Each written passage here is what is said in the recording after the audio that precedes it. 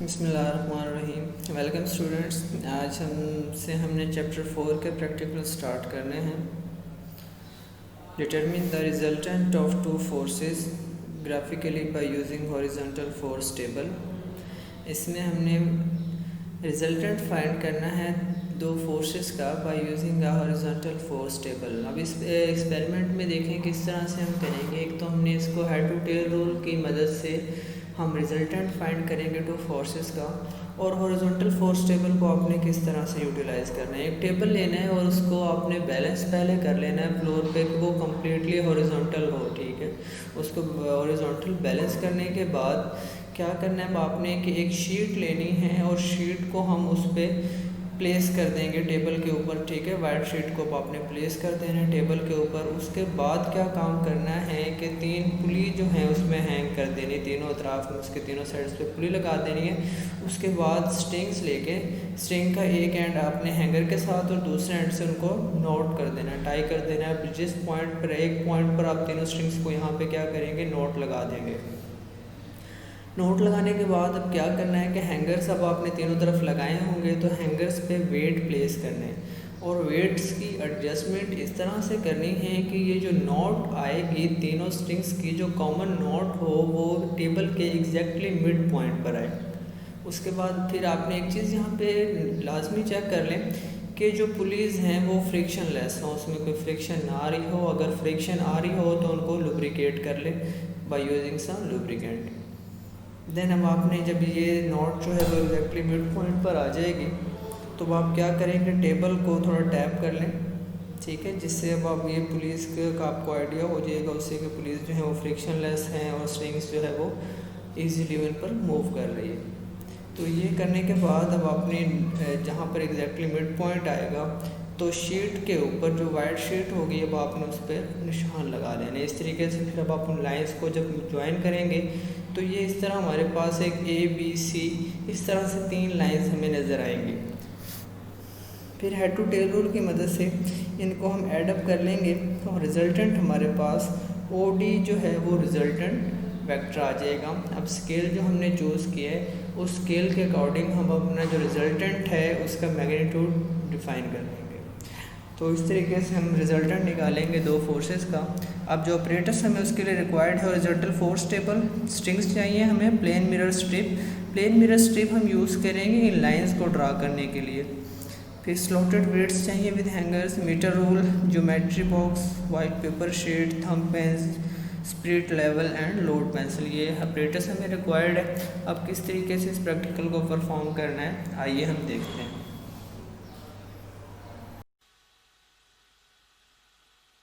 Students, इस practical में हम दो फोर्सेस को एडअप करेंगे ग्राफिकली और रिजल्टेंट फोर्स फाइंड आउट करेंगे, और इस मकसद के लिए हम हॉरिजॉन्टल फोर्स टेबल इस्तेमाल करेंगे इस प्रैक्टिकल में। तो ग्राफिकली आप देख रहे हैं कि एक तरफ की फोर्स मेरे पास P है, दूसरी तरफ की फोर्स Q है। पैरेललोग्राम मेथड की मदद से इन दोनों फोर्सेस को मैं एडअप करता हूं और रिजल्टेंट इनका फाइंड आउट करूंगा मैं। तो इस तरह से हम फोर्सेस को ग्राफिकली एडअप करेंगे। सबसे पहले ऑपरेटर्स देखेंगे क्या चीज़ें चाहिए हमें ये प्रैक्टिकल परफॉर्म करने के लिए, फिर प्रोसीजर डिस्कस करेंगे, फिर उसी प्रोसीजर के दौरान मेजरमेंट्स लेंगे, कैलकुलेशंस करेंगे मेजरमेंट्स को इस्तेमाल करते हुए, और रिज़ल्ट फाइनली फाइंड आउट करेंगे जो कि असल में हमने रिजल्टेंट फोर्स फाइंड आउट करनी है। ऑपरेटर्स में एक तो हमें सबसे पहले हॉरिजॉन्टल फोर्स टेबल चाहिए, जो कि यहाँ पे आप देख रहे हैं सर्कुलर डिस्क होती है जो एक ट्राइपॉड स्टैंड पे लगी होती है। इस डिस्क के ऊपर सर्कुलर स्केल लगी होती है जो असल में डिग्रीज को यानी कि एंगल को जाहिर करती है। इसके साथ हमने 3 पुलीज अटैच करनी है और दरमियान में इस सर्कुलर टेबल के दरमियान में एक पिन, और उस पिन के अंदर ज़्यादा ना मूव करने वाला रिंग होता है। तो पिन हमने दरमियान में से निकाल देनी है, सिर्फ रिंग को इस्तेमाल करना है। तो ये हॉरिजॉन्टल फोर्स टेबल है। और फिर इसके साथ साथ हमें एक प्लेन पेपर शीट चाहिए होगी जैसे कि यहाँ पे आप देख रहे हैं। स्कॉच टेप भी हम लेंगे यहाँ पे। छोटा मीटर रूल जो है, मीटर रॉड जो है वो लेंगे, मीटर रूल जैसे कि यहाँ पे आप देख रहे हैं। स्लॉटेड वेट्स लेंगे उनके हैंगर्स के साथ, और 3 इस तरह के स्लॉटेड वेट्स और हैंगर्स हम लेंगे।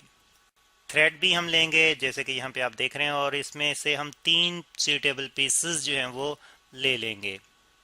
एक प्लेन मिरर स्ट्रिप लेंगे, यानी कि छोटी सी प्लेन मिरर की स्ट्रिप जैसे कि यहाँ पे आप देख रहे हैं, ये भी हमें चाहिए होगी। अब उसी प्लेटस को इस्तेमाल करते हुए हम अरेंज करते हैं और फिर प्रोसीजर की तरफ आते हैं। तो अरेंजमेंट में हमने सबसे पहले तो हॉरिजॉन्टल फोर्स टेबल को लेवल कर लेना है इसके नीचे लगे हुए लेवलिंग स्क्रूज की मदद से। फिर इसमें हमने 3 पुलीज को इस तरह से एडजस्ट करना है कि 2 पुलीज एक दूसरे के करीब होंगी जैसे कि यहाँ पे आप देख रहे हैं, और तीसरी पुली जो है इनके दूसरी साइड पे जो है वो यानी कि इन दोनों से जो है वो फासले पे होगी और इनके दूसरी तरफ होगी, और दरमियान में से पिन हमने निकाल दी हुई है।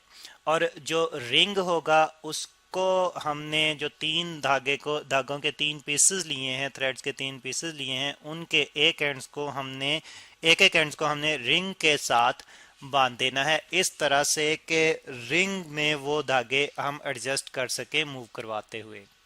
धागों के बाकी सिरे जो हैं, दूसरे एंड्स जो हैं, वो हमने बांधने हैं हैंगर्स के साथ, और तीनों हैंगर्स के साथ, स्लॉटेड वेट्स के हैंगर्स के साथ।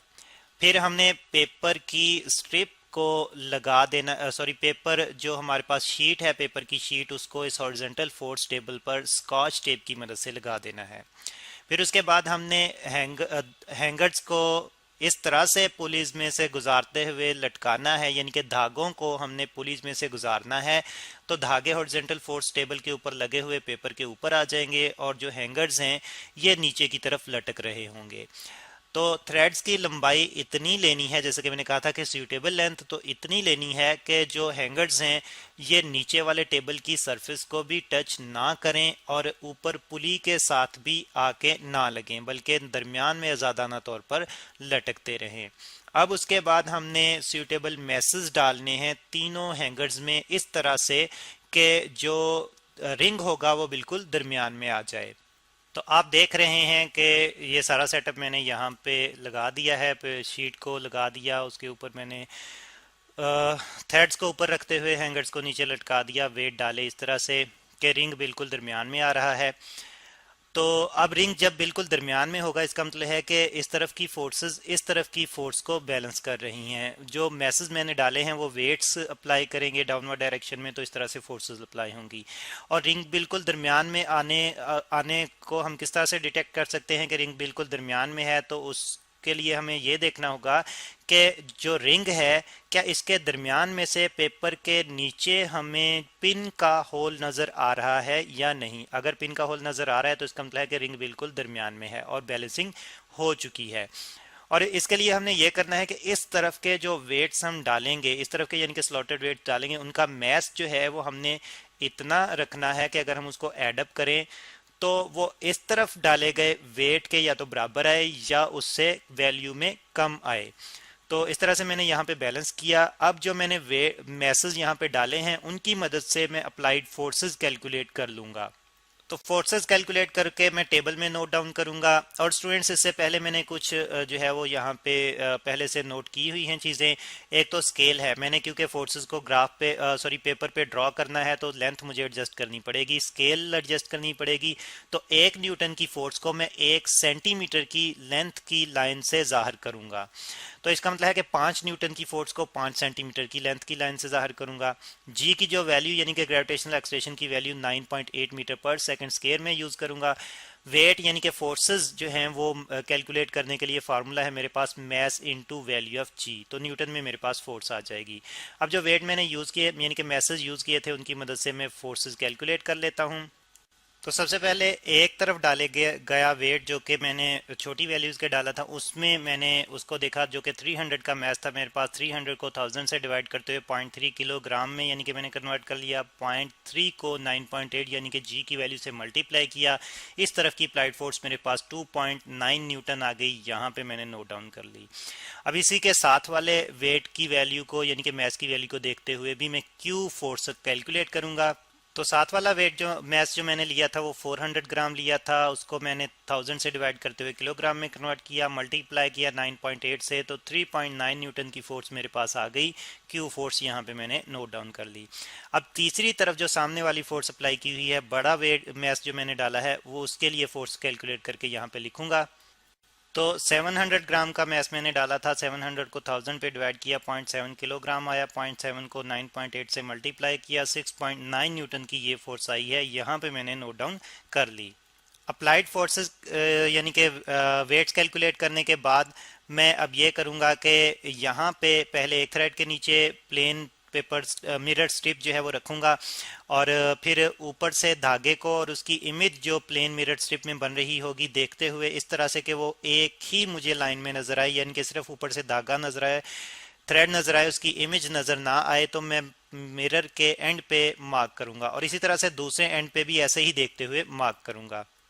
तो आप देख रहे हैं कि मैंने यहाँ पे प्लेन मिरर स्ट्रिप को इस थ्रेड के नीचे रखते हुए पहले यहाँ पे ऊपर से देखते हुए लेड पेंसिल की मदद से मार्क किया पेपर पर, फिर इस तरफ भी मैंने इसी तरह से मार्क किया पेपर के ऊपर, और फिर मैं इसी स्ट्रिप को इस थ्रेड के नीचे रखूंगा और इसी तरह से मार्क लगाऊंगा दो स्ट्रिप के दोनों एंड की तरफ ऊपर से देखते हुए थ्रेड को और उसकी इमेज को, और फिर इसी तरह से इस थ्रेड के नीचे रखते हुए भी इसी तरह से मार्क करूंगा। और जब मैंने मार्क कर लिया तो फिर इसके बाद प्लेन स्ट्रिप को, मिरर स्ट्रिप को हटा दूंगा, ये जो वेट्स हैं यानी कि हैंगर्स वगैरह इनको हटा दूंगा, धागा जो है वो यहाँ से हटा दूंगा, पेपर को आहिस्ता से आराम से एहतियात से उतार लूंगा टेबल के हॉरिजॉन्टल टेबल के ऊपर से।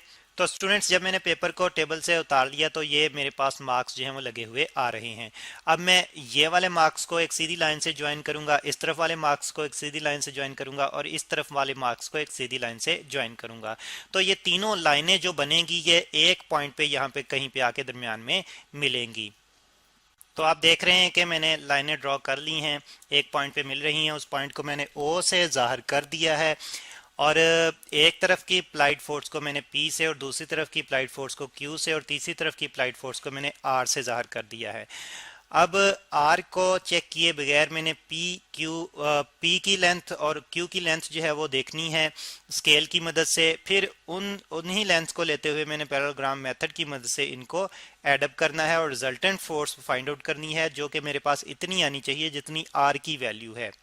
अब स्केल के मुताबिक 1 न्यूटन की फोर्स 1 सेंटीमीटर की लेंथ से जाहिर करनी है, तो इसका मतलब है कि P 2.9 न्यूटन को मैंने 2.9 सेंटीमीटर की लाइन से जाहिर करना है और इसको मैं OA लाइन से जाहिर करूंगा, और Q 3.9 न्यूटन की फोर्स है तो इसको 3.9 सेंटीमीटर की लाइन से जाहिर करना है जिसको मैं OB लाइन से जाहिर करूंगा। तो यहाँ पे आप देख रहे हैं कि मैंने O से A तक P की लेंथ सेलेक्ट कर ली है जो कि 2.9 सेंटीमीटर मेरे पास आई थी, और इस तरह से मैंने O से B तक जो है Q की लेंथ सेलेक्ट कर ली है जो मेरे पास 3.9 सेंटीमीटर आई थी। अब स्टूडेंट्स इसके बाद मैं ये करूंगा कि A से एक लाइन ड्रॉ करूंगा जो कि इस लाइन के यानी कि OB लाइन के पैरेलल आएगी और उसकी लेंथ भी उतनी ही होगी जितनी OB लाइन की है। इसी तरह से फिर मैं बी पॉइंट से एक लाइन ड्रॉ करूंगा इस तरह से जो कि OA लाइन के पैरेलल आएगी और इसकी लेंथ उतनी ही होगी जितनी OA लाइन की है। दोनों लाइनें एक पॉइंट D पे मिलेंगी। दूसरी तरफ मैंने R की लेंथ को भी OC से जो है वो ले लिया है यहाँ पे, यानी कि C तक, O से C तक R की लेंथ मेरे पास आ रही है। तो आप देख रहे हैं कि वही लाइनें मैंने यहाँ पे लगा ली हैं जो पॉइंट D पे मिल रही हैं। अब मैं D को O से मिलाऊंगा एक डॉटेड लाइन की मदद से। तो D को O से मैंने मिलाया डॉटेड लाइन की मदद से, इसको R प्राइम से रिप्रेजेंट कर दिया। अब इस लाइन की जो कि डॉटेड लाइन है इसकी मैं लेंथ स्केल की मदद से चेक करूंगा और उस लेंथ को मैं नोट डाउन करूंगा। तो स्टूडेंट्स लेंथ मेरे पास OD 6.9 सेंटीमीटर आई। तो अब अगर हम स्केल को यूज करें तो इसका मतलब है कि 6.9 सेंटीमीटर की लेंथ जो है 6.9 न्यूटन की फोर्स के बराबर है जो कि R प्राइम से रिप्रेजेंट करेंगे हम। तो ये वैल्यू मैं यहाँ पे लिख देता हूँ R प्राइम की, यानी कि 6.9 न्यूटन। तो इस तरह से हमने फोर्स को ग्राफिकली कैलकुलेट कर लिया, लेकिन इसी तरह की यही वाली फोर्स हमने दूसरी तरफ अप्लाई की हुई थी R की शक्ल में, और इसकी वैल्यू भी 6.9 न्यूटन ही आ रही है जो हमने मैथ्स की मदद से, अप्लाइड मैथ्स की मदद से कैलकुलेट की थी। तो स्टूडेंट्स अगर हम R को और R प्राइम को जो हमने ग्राफिकली कैलकुलेट की है कंपेयर करें तो दोनों का डिफरेंस 0 आता है। इस तरह से हमने कैलकुलेटेड ग्राफिकली मैयर्ड फोर्स और कैलकुलेटेड फोर्स जो कि अप्लाइड फोर्स थी दोनों को चेक किया, तो हमने देखा कि हमारे रिजल्ट जो है वो एक्यूरेट आ रहा है। अब उसके बाद मैं फिर से प्रैक्टिकल को दोहराऊंगा 2 दफ़ा, और उसमें मैं ये करूंगा कि अब मैसेज जो मैं डालूंगा हैंगर्स में उनकी वैल्यूज़ में थोड़ी डिफरेंट रखूंगा। तो उससे यह होगा कि हमारी अप्लाइड फोर्सेस जो हैं वो चेंज हो जाएंगी, जिसकी वजह से ये लेंथ्स भी चेंज होंगी, जिसकी वजह से रिजल्टेंट फोर्स भी फिर उसी के मुताबिक आएगी। तो मैसेज की वैल्यू चेंज करते हुए जो मैंने फोर्सेस चेंज हुई, तो ये मैंने सारी कैलकुलेशन करके यहाँ पे रिप्रेजेंट कर दी। रिजल्टेंट फोर्सेस भी ग्राफिकली जो कैलकुलेट की थी वो भी मैंने यहाँ पे रिप्रेजेंट कर दी। तो स्टूडेंट्स, इस तरह से हमने ग्राफिकली 2 फोर्सेस का रिजल्टेंट फाइंड आउट कर लिया।